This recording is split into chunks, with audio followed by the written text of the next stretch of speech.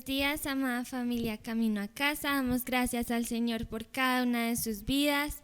Damos gracias al Señor porque ha renovado su misericordia en esta mañana y le invito a que allí junto con su familia adoremos juntos al Señor, nos unamos al cántico celestial y cantemos las virtudes de aquel que nos rescató, de aquel que nos llamó de las tinieblas a su luz admirable, iglesia. Amado Dios, te damos gracias por este día, Padre. Damos gracias, Señor, por habernos traído a tu luz, habernos adoptado, Señor. Gracias, Padre, porque ahora podemos entrar ante tu trono y alabarte, Señor. Declaramos que solo tú eres digno, Dios, y como dice tu palabra, que todo lo que respire alabe al Señor. Y por eso, Señor, hoy te alabamos con todo nuestro corazón, con todo lo que somos, Señor, y con un corazón agradecido, Dios, por todo lo que has hecho por nosotros y por tu sacrificio, Jesús.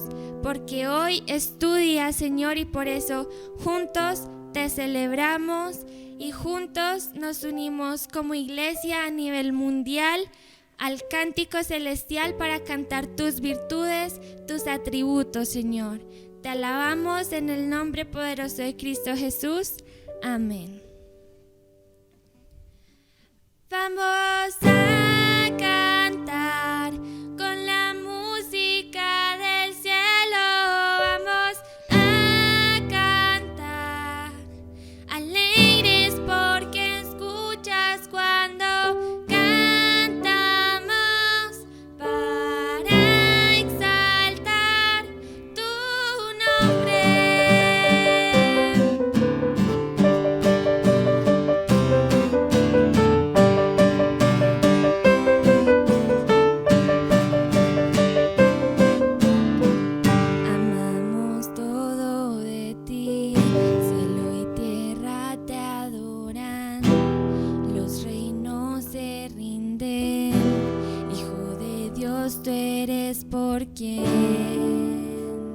Tú eres por quien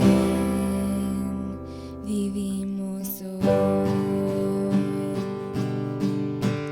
Tú eres quien nos liberta, eres la luz que guía como un fuego ardiente. Hijo de Dios, tú eres por quien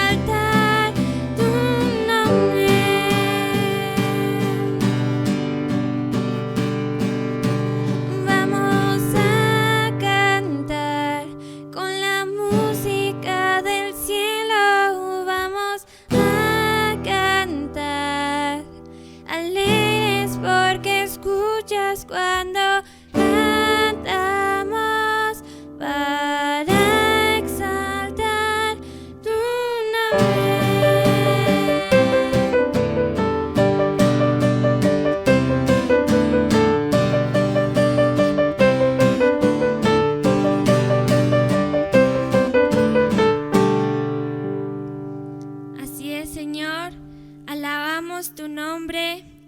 te adoramos, Señor. Y dice el Salmo 77, el versículo 11 al 14. Me acordaré de las obras de Jehová. Sí, haré yo memoria de tus maravillas antiguas. Meditaré en todas tus obras y hablaré de tus hechos. Oh Dios, santo es tu camino. ¿Qué Dios es grande como nuestro Dios? Tú eres el Dios que hace maravillas. Hiciste notorio en los pueblos tu poder. Dice el versículo 15, con tu brazo redimiste a tu pueblo, a los hijos de Jacob y de José. Iglesia, nosotros ahora somos redimidos por su poder. Somos redimidos por el sacrificio que hizo Cristo en la cruz. Y dice el 14, hiciste notorio en los pueblos tu poder. Quiero que allí donde usted está, recuerde todo lo que ha hecho Dios por usted. El poder de Dios se refleja todos los días de nuestra vida por el simple hecho de levantarnos. El tener vida es un milagro. Y a veces lo vemos tan normal como que nos acostamos y esperamos levantarnos al día siguiente, pero debemos aprender a ver todo como un milagro. Debemos aprender a ver el poder de Dios en cada aspecto de nuestra vida, en la dificultad como en la bendición, iglesia. Dice el versículo 11, me acordaré de las obras de Jehová. Dice el 12, y hablaré de tus hechos. Por eso, iglesia, debemos dar testimonio de lo que Dios ha hecho en nuestra vida. Por eso, iglesia, dice un versículo también que así como es su nombre, así mismo tiene que ser su alabanza. Por eso, iglesia, vamos a alabar al Señor de una manera grande, poderosa, que los vecinos se enteren de quién es nuestro Dios. Dice que no hay Dios como nuestro Dios. De hecho, no hay otro Dios, sino que Dios, nuestro Dios, es el único Dios verdadero, iglesia. Por eso allí alabemos con todo nuestro corazón al Señor, declarando su poder, sus maravillas y su grandeza, iglesia. Amén. Eres la luz que brilló en las tinieblas. Abrió mis ojos, pude ver. Mi corazón adora tu hermosura. Esperanza de vida eres tú.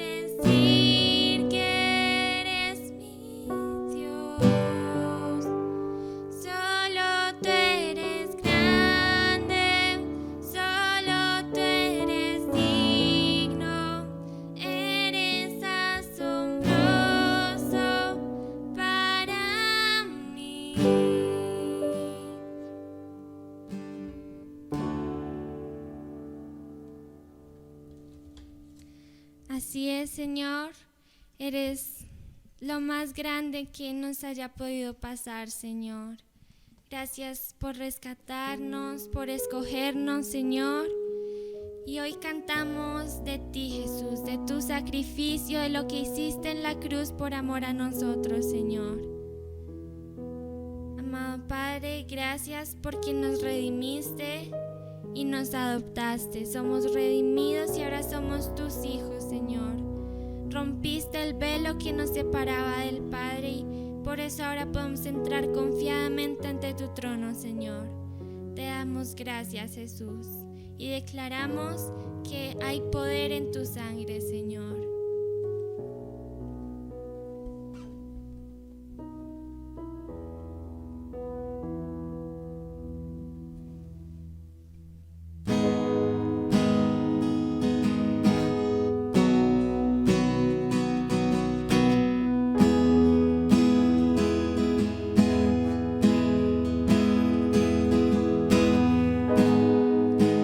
Soy redimido.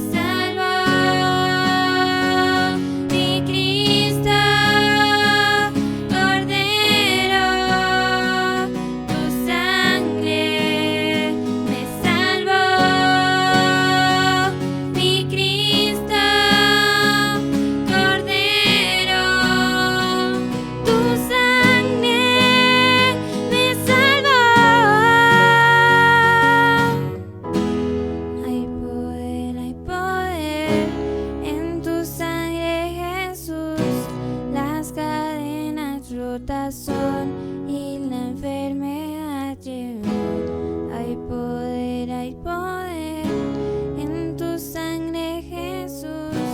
Todo ciego verá y todos confesarán.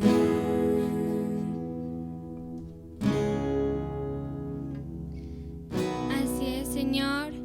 Algún día todos confesarán que tú eres Dios, que tú eres santo, Señor.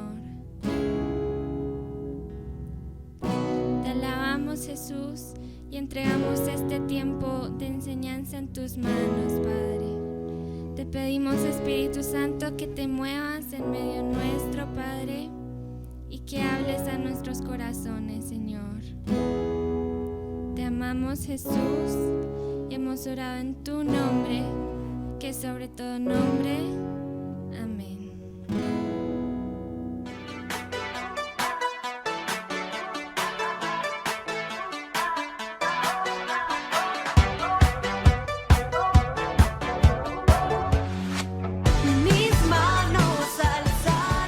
Hola mis queridos amigos, reciban un abrazo especial, un cordial saludo y bueno, es en espera que todo esto pase para que volvamos a tener un encuentro personal, ¿cierto?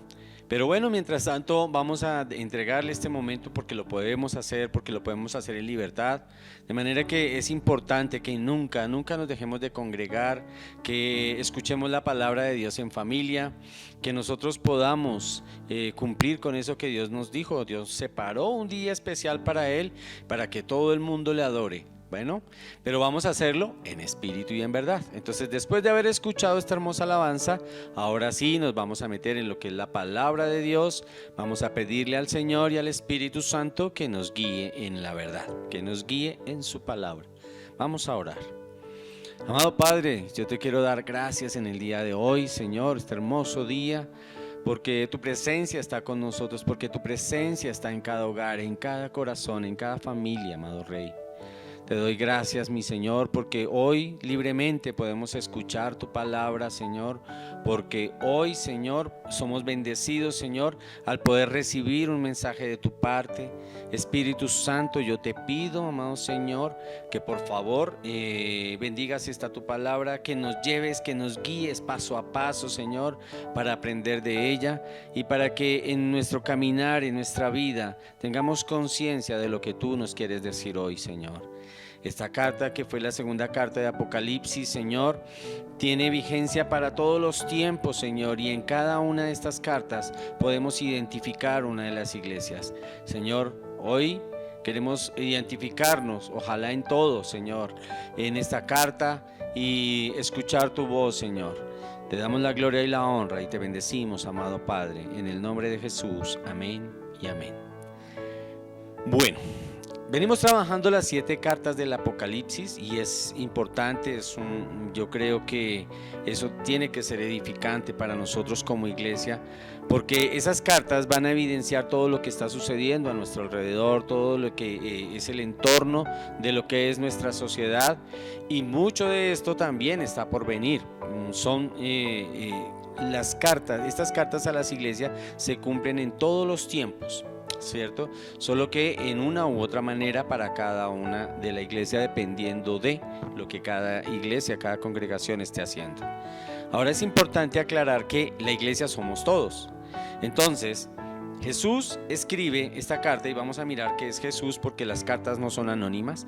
Entonces vamos a mirar que Jesús escribe estas cartas, Él mismo se presenta en cada una de las 7 cartas, Él hace su presentación, pero lo hace de una manera diferente para que lo conozcamos en diferentes facetas. Hoy vamos a conocer, Él mismo se va a presentar y vamos a conocer una faceta de Jesucristo, del Dios mismo. Hoy vamos a trabajar la iglesia de Esmirna, que está en el capítulo 2, en los versículos 8 al 11. Mientras ustedes los buscan en su Biblia, yo les voy diciendo, les voy contando que era Esmirna. Era una de las ciudades más importantes de Asia. Esta ciudad había empezado con una pujanza muy grande y en el siglo VI fue destruida por los lidios, se llaman, ¿sí? fue destruida por ellos, pero con Alejandro el Grande en el siglo IV fue reconstruida. Y esa reconstrucción que hizo Alejandro el Grande, de verdad que fue suntuosa, grandes carreteras, un acueducto espectacular. Era una ciudad con 200.000 habitantes, que a la verdad 200.000 habitantes para la época, pues bastante numerosos. También tenía un doble puerto, era una ciudad comerciante, pujante, había riqueza, había abundancia, había mucho comercio. Entonces era una ciudad un tanto dura para evangelizar. Parece que a esta ciudad los que la evangelizaron fueron los de Éfeso, pasaron a esta ciudad para hacer sus primeros pinos y allí fundar esta iglesia, la iglesia de Esmirna. Esmirna viene de la palabra etimológica, teólogos dicen que significa mirra, ¿sí? Y la mirra era un elemento utilizado para embalsamar muertos, para hacer perfumes o como elemento medicinal. Adicional a todas estas características que les acababa de mencionar de Esmirna, Esmirna era una de las ciudades donde la medicina era muy avanzada. Habían muchos estudiosos de la medicina en esta ciudad. Entonces tenía todo un potencial, ¿sí? No tanto para ser evangelizada, pero para ser próspera, ¿sí? Entonces empecemos a ver, a la luz de la palabra, quién fue el autor. La carta no es anónima.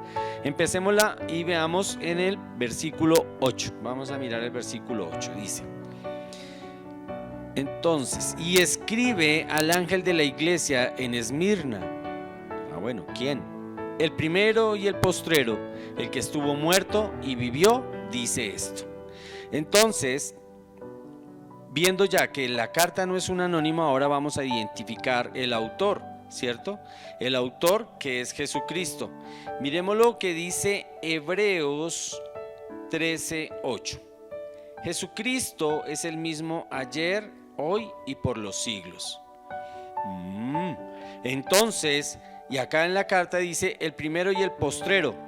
¿Qué quiere decir? El alfa y el omega. Él es eterno. Cuando yo veo que el que se presenta me dice que es eterno, esa eternidad tiene algo especial. Y lo que tiene de especial es que es un atributo especial de Dios. La eternidad es un atributo exclusivo para Dios. Entonces, si Jesús dice, yo soy el primero y el postrero, es decir, ha estado a través de todo el tiempo, ¿cierto? Y en Hebreos 13:8 me dice, Jesucristo es el mismo ayer, hoy y por los siglos, me está hablando de una eternidad. Y como me está hablando de una eternidad, entonces eso implica que es Dios. ¿Vamos viendo? ¿Quién es el que se identifica? Miremos lo que dice Juan 1:1. En el principio era el verbo, y el verbo era con Dios, y el verbo era Dios.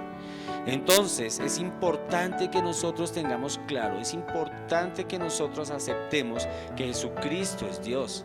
Eso es parte esencial de nuestra fe. Eso es parte fundamental de lo que nosotros creemos acerca de Jesucristo, ¿cierto? Entonces me dice que el verbo era con Dios, que el verbo era Dios, ¿cierto? Y que estaba desde el principio. Es lo mismo que la carta me está diciendo. Dice el primero y el postrero. Digo, bueno, vamos a mirar entonces el versículo 14, Juan 1:14. Dice, y aquel verbo, el que estaba desde el comienzo con Dios y que era Dios, fue hecho carne y habitó entre nosotros. ¿Quién habitó entre nosotros? La gloria de Dios descendió, Jesucristo. Dice, y vimos su gloria, gloria como del unigénito. ¿Quién es el unigénito del Padre? Jesucristo. Lleno de gracia y de verdad. Entonces, es muy claro que en medio de la presentación, ¿sí? Si nosotros escudriñamos la palabra de Dios, me quiere decir que esta carta fue escrita por Jesucristo, quien es el que está al control de toda su iglesia, es el que ama. A la hora de la verdad, Él fue el que entregó toda su vida, todo lo entregó por amor a su iglesia. Miremos lo que dice Apocalipsis 22:13, dice, yo soy el alfa y la omega, el principio y el fin, el primero y el último, Jesucristo.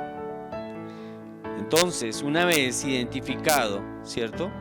¿Quién es? Ahora falta otra parte, dice, el que estuvo vivo, el que estuvo muerto y vivió.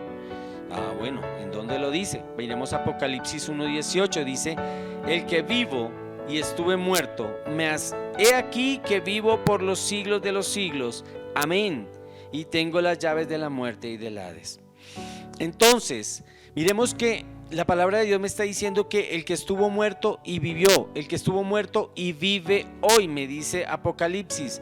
¿Y saben cuál es la mayor evidencia, sí, de que Jesucristo vive hoy? Porque cuando le está diciendo a esta iglesia de Esmirna, en el versículo 9 dice: yo conozco tus obras. Lo dice en un presente progresivo, es decir, en todo momento Él va a estar conociendo las obras de su iglesia. Eso solo lo hace alguien que está vivo. Jesucristo no se quedó en la tumba. Jesucristo resucitó, y esa es la razón de ser de nuestra fe. Entonces, cuando Él le dice: yo conozco tus obras, entonces aquí me está evidenciando, ¿cierto?, que Jesucristo resucitó y está vivo hoy y está al control de toda su iglesia. Veamos ahora, vamos a ir a trabajar el versículo 9. Ese versículo 9 me dice: yo conozco tus obras y tu tribulación y tu pobreza, pero tú eres rico, y la blasfemia de los que dicen ser judíos y no lo son, sino sinagoga de Satanás. Y aquí vamos a ver varios aspectos importantes. 1, yo conozco tus obras. 2, tu tribulación. 3, y ese aspecto 3 es importante que lo miremos ahorita bien al detalle, porque dice: y tu pobreza, pero eres rico. ¿Cómo así? Ahí aparentemente hay una contradicción. Pobre pero rico. Entonces vamos a mirar: pobre en qué y rico en qué. Y la blasfemia de los que dicen ser judíos y no lo son. Y mira cómo los llama Jesucristo: sinagogas de Satanás. Entonces, cuando me habla de las obras, es porque Jesús está al tanto de todo lo que sucede en la iglesia. Y está tan al tanto de lo que sucede en la iglesia que Jesucristo, ¿sí?, mira que después de haber analizado, ¿sí?, todo lo que esta iglesia hace, no le encuentra algo que reprocharle. Por el contrario, lo único que tiene es algo para animarle, algo para evidenciar que él tiene el conocimiento. Ahora hay algo muy importante aquí, y tiene que ver con lo siguiente, y es que Jesús tiene la autoridad para calificar o descalificar una iglesia. Cuando Él dice: conozco tus obras, ese conozco tus obras implica que Él está haciendo todo. Él tiene conocimiento de absolutamente todo lo que está aconteciendo alrededor de la obra que cada uno de nosotros está haciendo. Jesús tiene la autoridad para calificar o descalificarnos a nosotros, porque es que nosotros somos los que formamos la iglesia. La iglesia no es un ladrillo, la iglesia no son edificaciones ni nada de eso, somos nosotros. Por lo tanto, el único que tenía toda la capacidad para evaluarlo era el mismo Jesucristo, porque Él vino, hizo la obra conforme a lo que el Padre le había pedido, conforme a lo que fue la voluntad del Padre, y eso le da una autoridad moral para que Él pueda evaluarlo. Ahora, hay algo muy importante cuando él habla acerca de las obras y dice que conozco tus obras. Cuando Jesucristo dice que Él conoce tus obras, me da a entender de que Él está al tanto, que él está pendiente de todo lo que tú y yo hacemos, porque somos tú y yo los que formamos parte de la iglesia. Entonces, cuando Él viene y hace un análisis de esta iglesia y no encuentra algo para descalificarlo o un llamado de atención, como sucedió con la iglesia de Éfeso, cuando Jesús le dice: perdiste el primer amor. Entonces, acá en Esmirna no. Entonces, paso seguido, que le dice: yo conozco todas tus obras. Eso quería dar a entender de que lo que ellos venían haciendo, lo venían trabajando conforme al propósito de Dios, conforme a la voluntad de Dios y como debía hacerse. No menciona aquí exactamente cuáles son las obras que ellos hacían y cómo lo hacían, nada. Pero sí les dice otro aspecto importante, que además de conocer sus obras, también conocía sus sufrimientos. Y Él dice: conozco tus obras y tu tribulación. Y era obvio que esa tribulación fuera grande. ¿Por qué? Porque era una pequeña iglesia en medio de un poco de gente, ¿sí?, que financieramente estaba bien, un poco de gente que en su idolatría y en su deseo de agradar a Roma, porque eso era lo que Esmirna quería, esa ciudad como tal, ¿sí? Lo que anhelaba agradar al César. Entonces, en medio de eso, ¿qué pasaba? Ellos vivían de la idolatría, vivían de su opulencia, vivían arrodillados a Roma. Y tanto así que ellos construyeron el templo, fue lo que construyeron a la diosa Cibel, a Zeus, a Afrodita, a Apolos.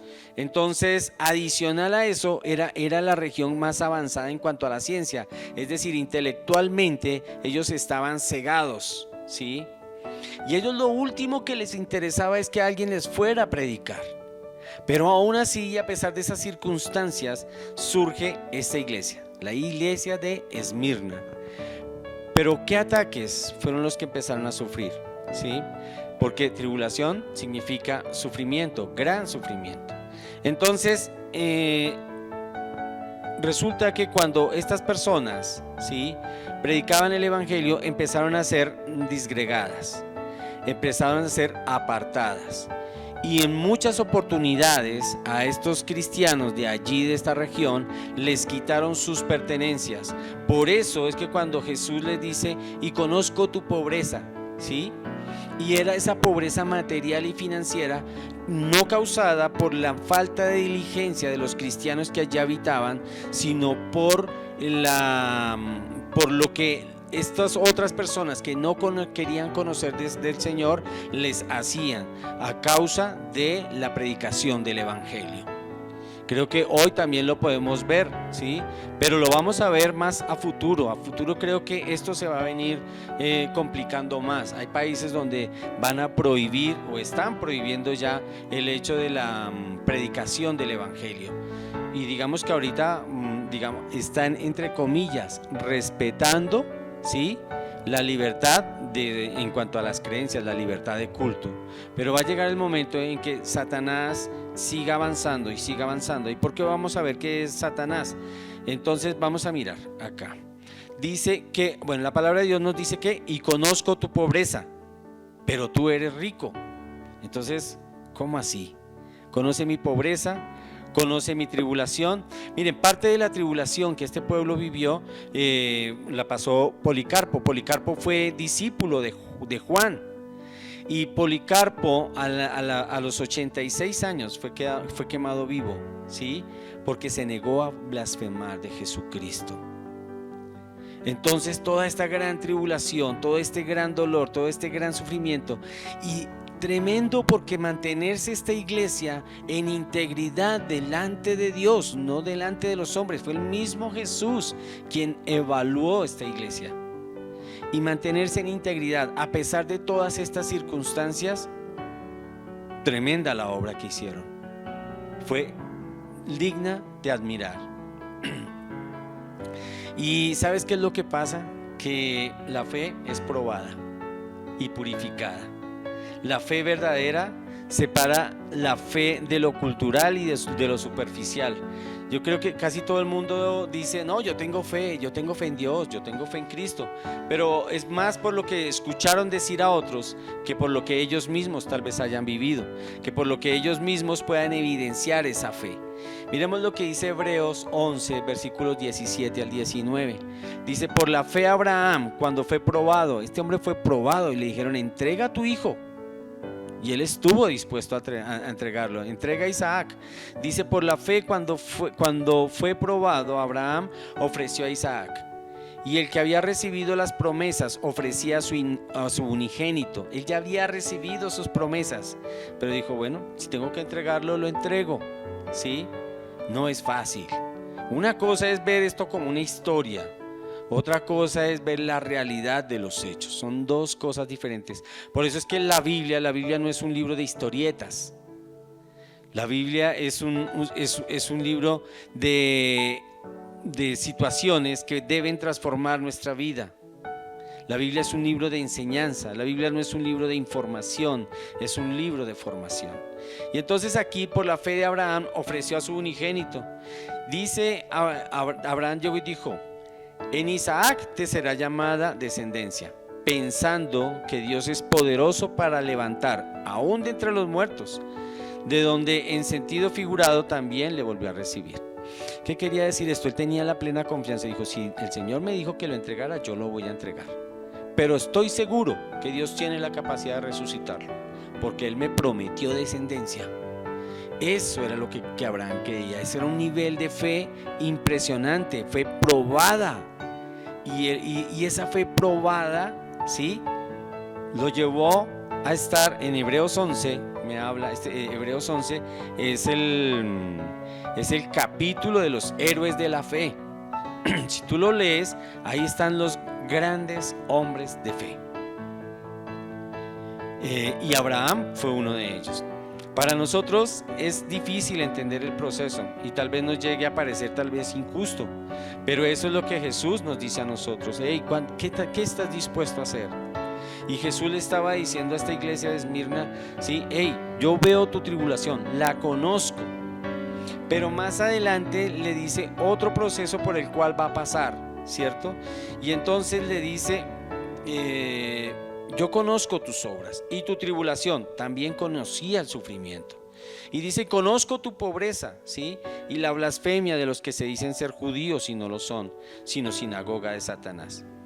Y en el versículo 10 dice, no temas en nada de lo que vas a padecer.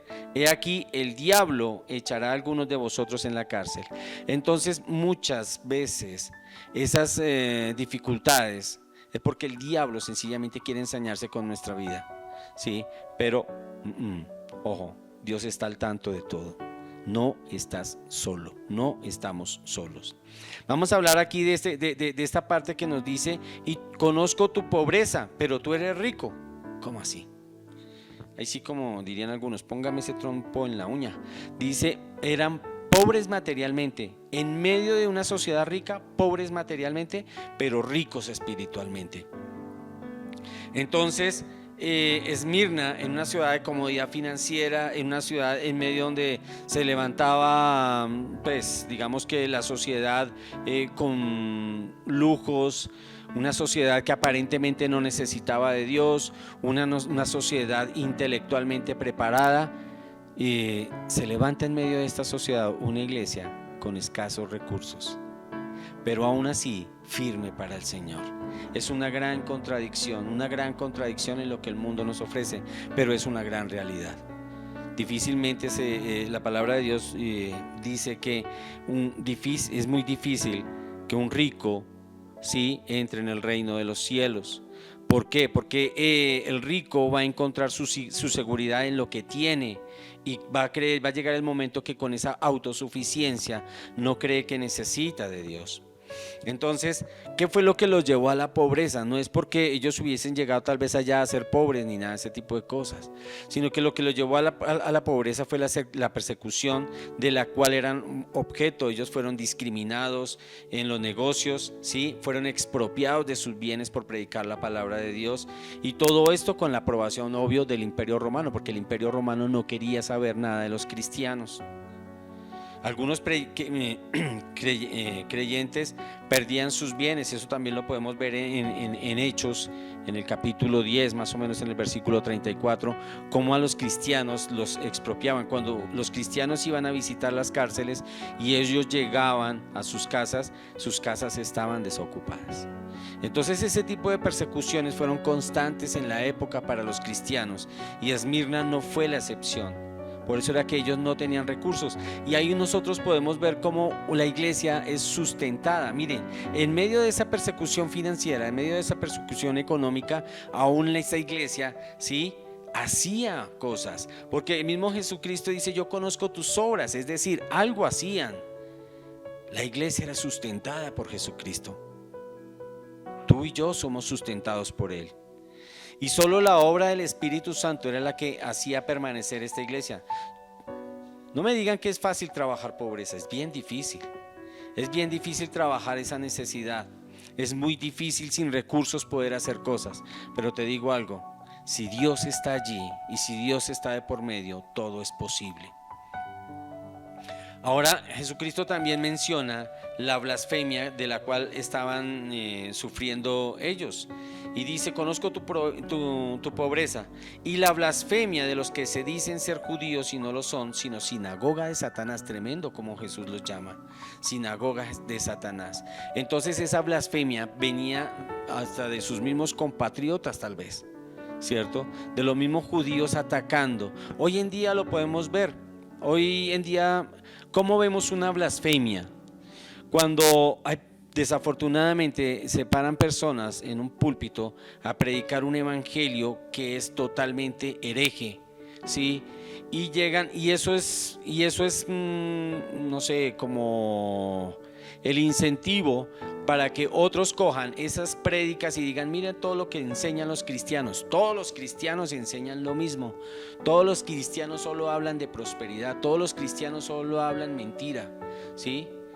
Eso es más o menos lo que se presenta hoy, traído al presente. Entonces resulta que distorsionan el verdadero mensaje. ¿Y qué es lo que sucede? Entonces muchos dicen: no, yo no quiero ser cristiano porque es que todos los cristianos son iguales. Yo no quiero escuchar ese mensaje de Dios porque yo escuché que en tal iglesia no hacen sino pedir, en tal otra, y hacer y deshacer, y es solo plata, plata, plata, y venga y pacte y siembre. Y entonces eso, ¿qué es lo que hace? Distorsionar, blasfemia. Hoy, en la medida en la que esta gente siga en eso, lo único que van a hacer es que nadie quiera escuchar del evangelio. Entonces allí estos judíos, a quienes se les llama sinagoga, los que Jesucristo llama sinagogas de Satanás, blasfemaban, maldecían, renegaban contra esta gente que predicaba el evangelio. Ese fue otro de los grandes ataques. No era una iglesia que la tuviese fácil. Y viene en el versículo 10 Jesús y les dice: miren que era una iglesia sin recursos, perseguida, maltratada, humillada. Y Jesucristo llega y les dice en el versículo 10: no temas en nada de lo que vas a padecer. ¿Cómo así? ¿Sí? ¿Más? He aquí, el diablo echará a algunos de vosotros en la cárcel para que seáis probados, y tendréis tribulación por 10 días. Sé fiel hasta la muerte, les dice, hasta la muerte. Dice, o sea que el tema es que va fuerte, ¿sí? Pero hay una promesa y dice: y yo te daré la corona de la vida. Entonces dice: para que seáis probados. Entonces, ya habían hecho buenas obras, estaban haciendo lo correcto y ahora iban a ser probados. Es tremendo. Y ahorita más adelante vamos a ver una aplicación, la aplicación personal a todo esto que hemos venido hablando. Aquí solo estoy haciendo la explicación de lo que los pasajes nos vienen enseñando, ¿cierto? Pero dice: no temas en nada de lo que vas a padecer. O sea, lo otro y otro poquito más, ¿sí? He aquí que el diablo echará a algunos de vosotros a la cárcel. ¿Para qué? Para que sean probados, ¿sí? E incluso irían a morir, ¿sí?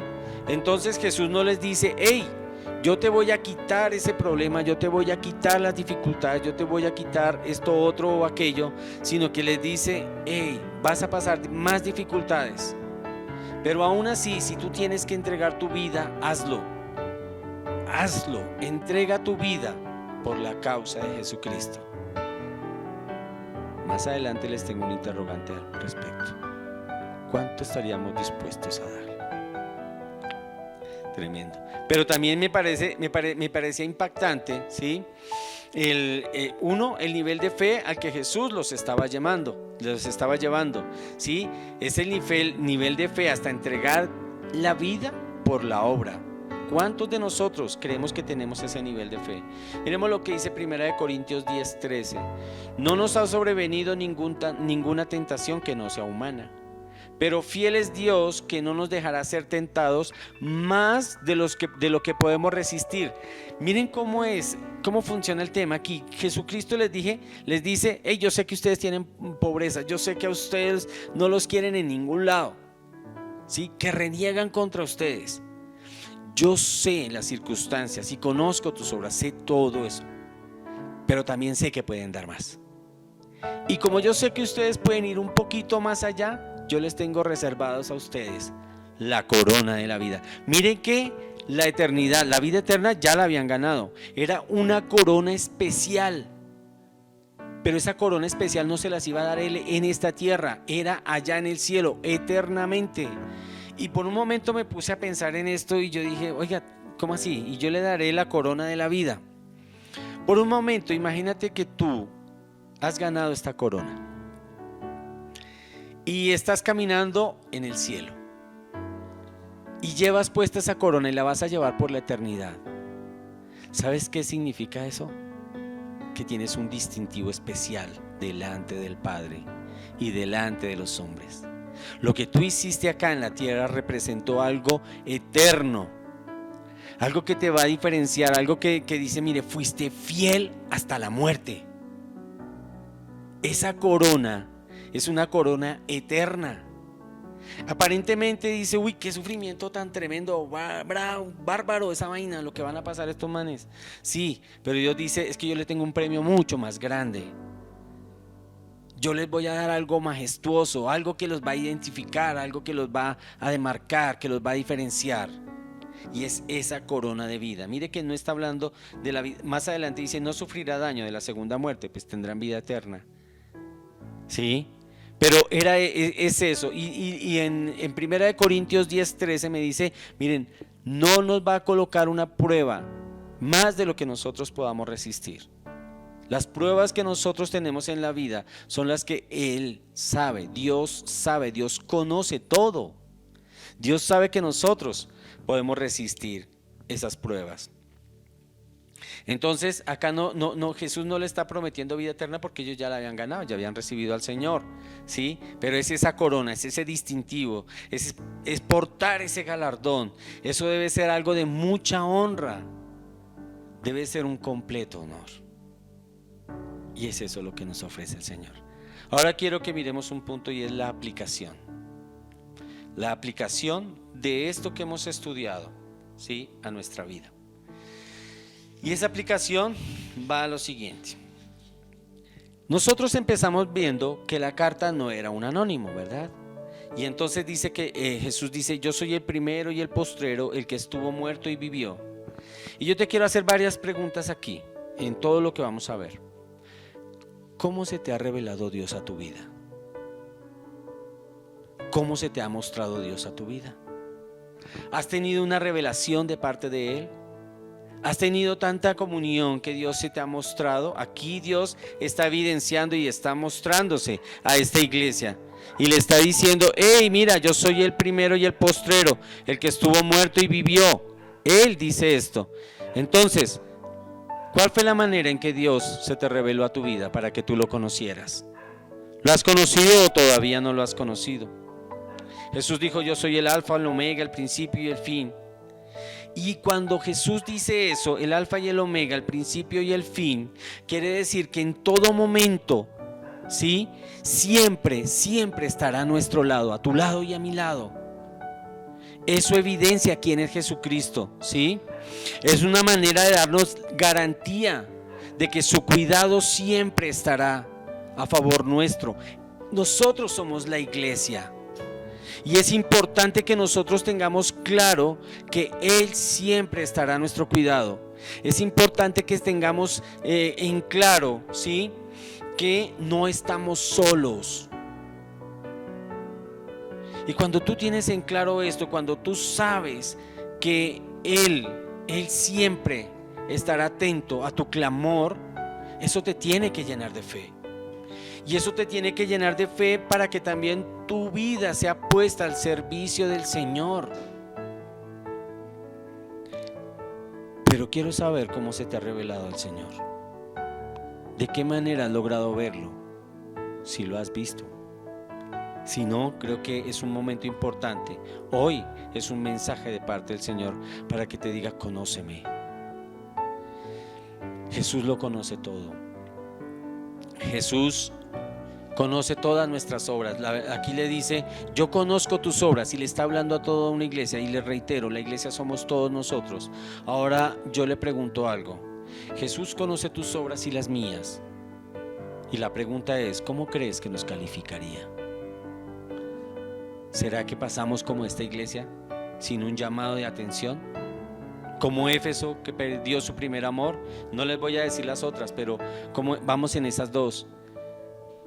Esta es una de las iglesias tremendas, porque en medio de todas sus dificultades, firme. Y entonces, si Dios conoce tus obras y Dios conoce mis obras, ¿cómo crees que las calificaría Él? ¿Cómo crees que Él vería tu vida? Y creo que eso nos tiene que llevar a reflexionar. ¿Cómo estamos viviendo nuestro cristianismo? ¿Cómo estamos viviendo la palabra de Dios?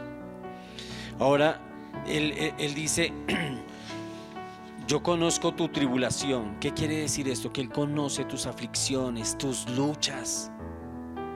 Mi querido hermano, cuando tú tengas problemas, aflicciones, dudas, cuando tú estés bajo de fe incluso, Él conoce todo eso. Llégate a Él. Hoy la palabra de Dios nos está llevando a decirnos, mira, como yo soy el eterno, yo todo lo conozco. Él es Dios, lo vimos, ¿sí? Entonces, Él conoce tu aflicción, Él conoce tu situación financiera. Él le dijo al pueblo, yo conozco tu pobreza. Y era su pobreza material. Él conoce tus circunstancias financieras.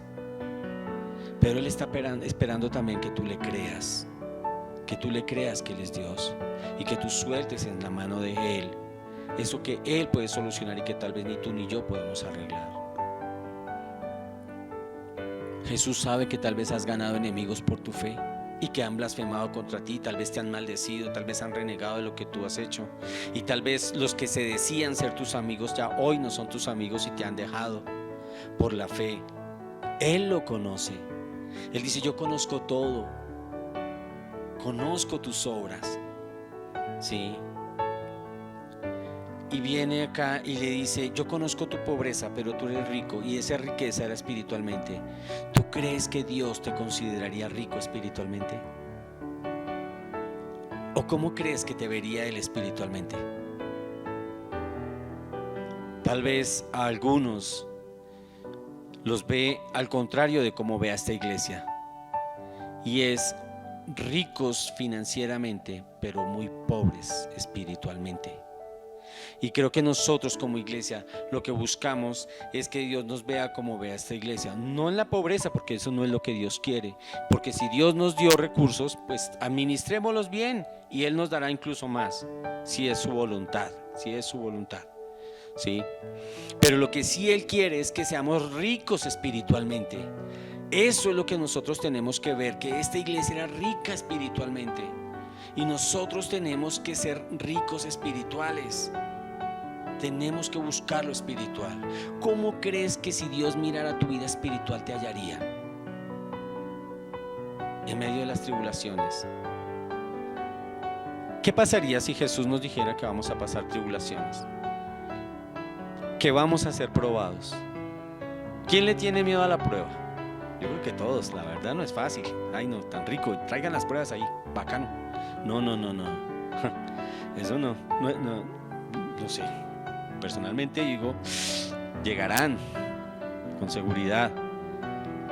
Pero también Dios nos va a dar la capacidad para llevar estas pruebas por el poder del Espíritu Santo. Entonces dice, ¿qué pasaría si Jesús nos dijera que vamos a pasar por pruebas, por tribulaciones, para ser probados en nuestra fe? ¿Cuál sería tu actitud? ¿Serías capaz de ser fiel hasta la muerte?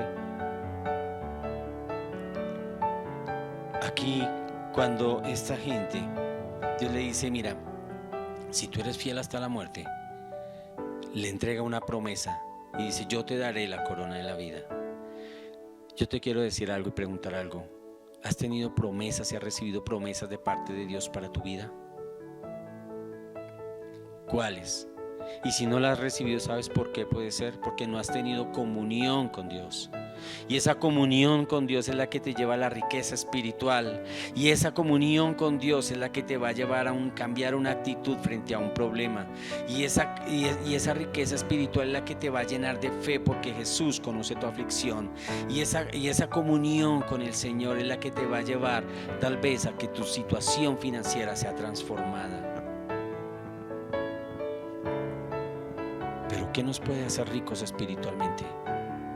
La comunión con Dios, el apego a la palabra de Dios, la manera de vivir, y en la manera en que nosotros, la medida en que nosotros evidenciemos a Jesús, y una vida de obediencia sin importar las circunstancias. Estos, en medio de su pobreza, vivieron una vida de obediencia y de respeto hacia la palabra del Señor.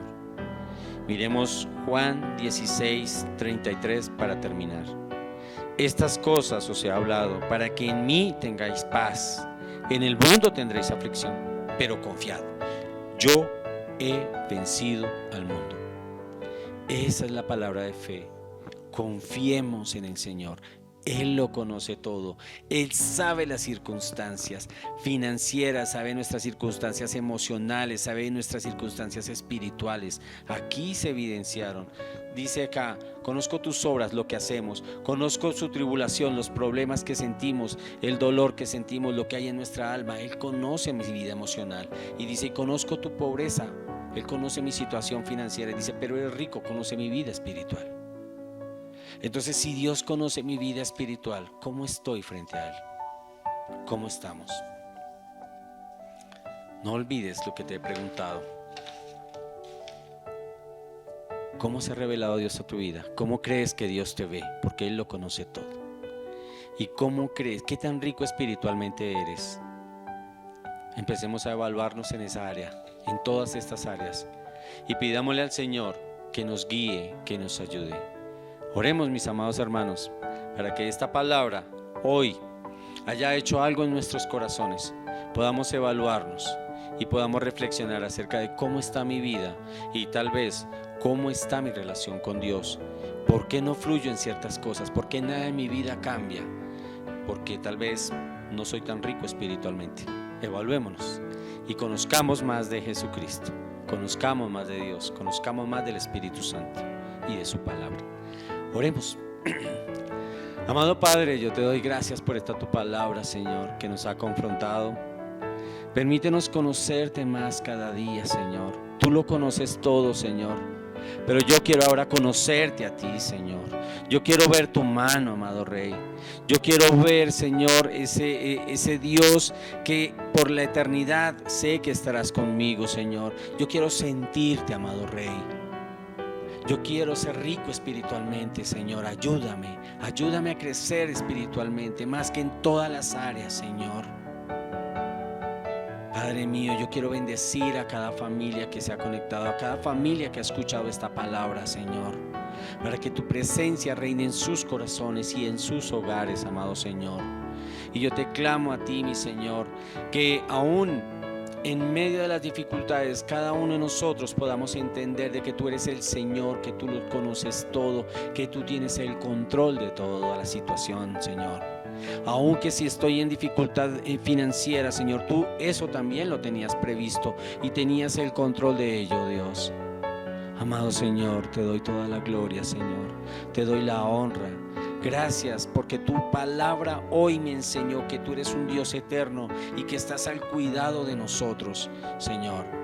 Gracias porque eso me llena de fe y de confianza. Quiero conocerte más, Señor. Jesús, ayúdame aún en medio de las dificultades a salir adelante, pero de la mano contigo. Señor, yo te doy toda la gloria y toda la honra y bendigo, Señor, nuestras familias, nuestra congregación, Señor, y cada familia que se ha conectado, dándote el honor y la gloria a ti y la honra a ti, en el nombre poderoso de Jesús. Amén y amén. Mis queridos amigos, nos vemos, reflexionemos en la palabra y vayamos aumentando nuestra riqueza espiritual. Dios los bendiga. Un fuerte abrazo. Bendiciones. En el cielo no hay hospital, no hay motivo para llorar, no hay mentiras heridas, estoy convencido que vamos para arriba. Está preparando un lugar, una fiesta que no va a parar. Solo vente conmigo, ya estamos listos. Disfruta a Cristo, mi casa es tu casa, todo lo que tengo es tuyo. Aquí en la tierra nosotros cantamos alegres como en los cielos.